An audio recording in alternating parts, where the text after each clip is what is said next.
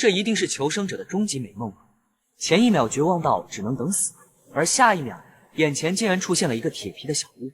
从刚才看到的子弹头和眼前窗户上的鹿头，克鲁能分析出这应该是一个猎人小屋。克鲁认为这里会有很多的物资，也可能会有武器，但当他看到窗户门塌重以战房的时候，他就知道这个小屋至少已经有10年没有人来过了。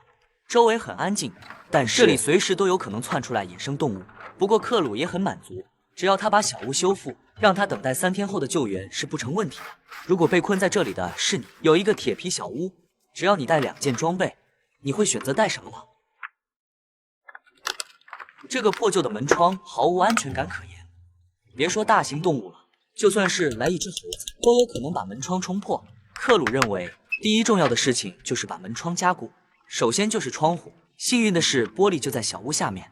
他把门框用木棍扎过之后，把玻璃安装了上去。门窗是生存的第一铁律。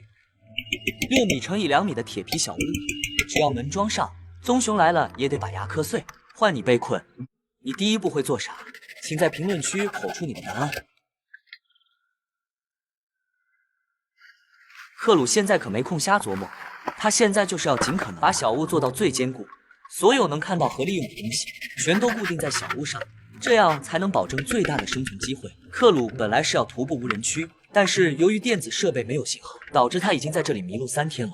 昨天夜里还是在树上睡的，夜里看到了附近的狼群，让他几乎一夜未眠。而眼前这个铁皮小屋，一定可以让他在这里等待到3天后的救援。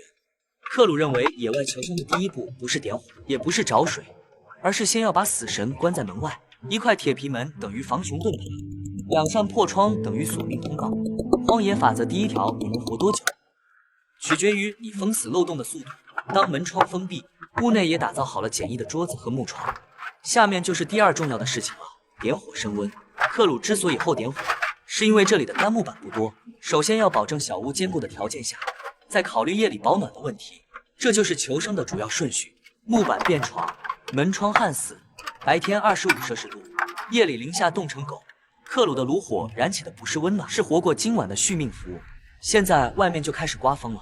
克鲁躲在无人区的铁皮小屋内，他感受到了从未感受过的安全感。当火燃烧之后，房间内也打扫得很干净。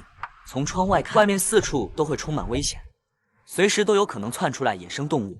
但是克鲁的这个铁皮房车内部却非常安全。此时夜幕降临，温度开始下降，克鲁开始准备晚餐，牛排、蔬菜、土豆煎炸。牛排的肉香飘出10里外，狼群蠢蠢欲动，而窗外绿眼睛都凑3桌麻将了。现在立刻脑补你在这铁皮小屋里，只要你带2件装备，你带啥？